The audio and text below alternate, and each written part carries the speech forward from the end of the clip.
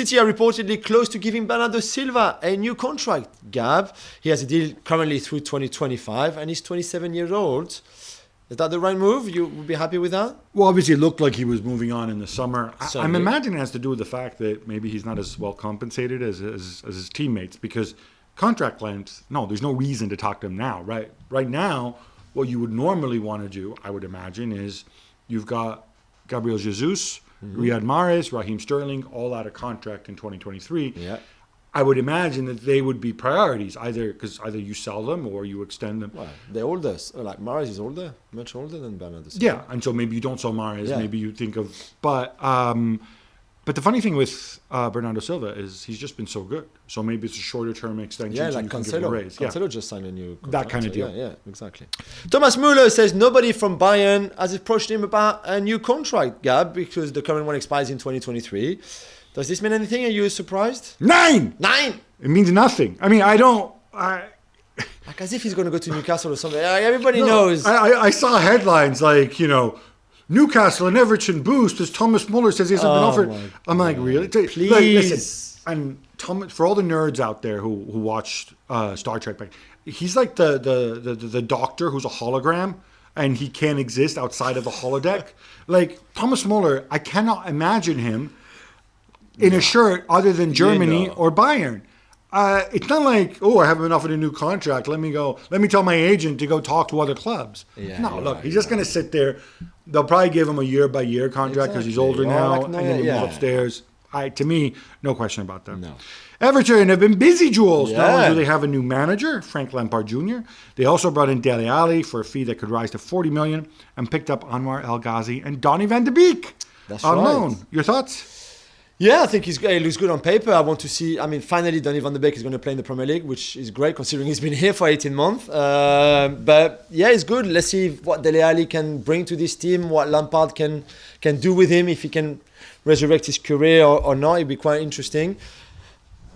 They're going to avoid the drop. Yeah, I don't think they're going to go down. But they've got big games coming up and he will have to turn things around pretty quickly as well. Manchester United have reportedly asked Paul Pogba to delay any decision on his future, Gab, until they decide who is going to be the new manager. That makes sense, right?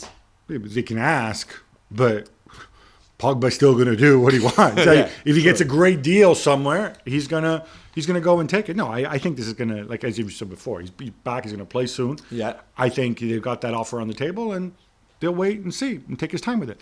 Roma spent big over the summer after making big losses the last few years. And now reports in Italy suggest that maybe they could be willing to sell Nicolo Zaniolo so they can reinvest the money to strengthen Mourinho's squad. What do you think? You would hate that.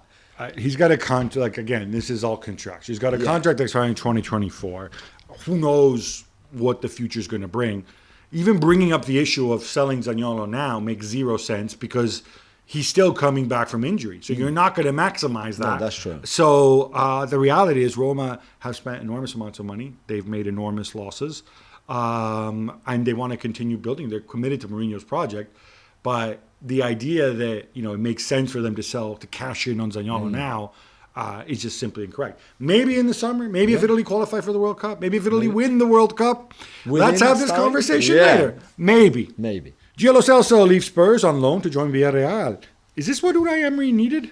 Well, he has wide players or attacking midfielders if you want. But I think in terms of having someone like Lo Celso who can play well between the line, who can play centrally, even a bit deeper if you want, I think he just gives you so many options because he's so versatile. And I think when you look at the loan deal, which I think Villarreal pay a decent amount of the wages that Joe is on, I think again it's a win-win situation. He's really hungry to play regularly because that was not the case at Spurs at all season, and they've got plenty of games coming between European and competitions and La Liga.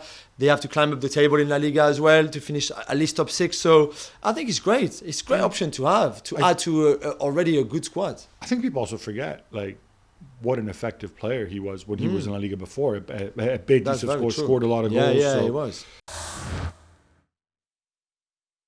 Well, thank you very much for watching ESPN on YouTube. For more sports highlights and analysis, be sure to download the ESPN app. And for live streaming, premium content, and let's not forget as well, ESPN FC 7 days a week. Subscribe to ESPN Plus.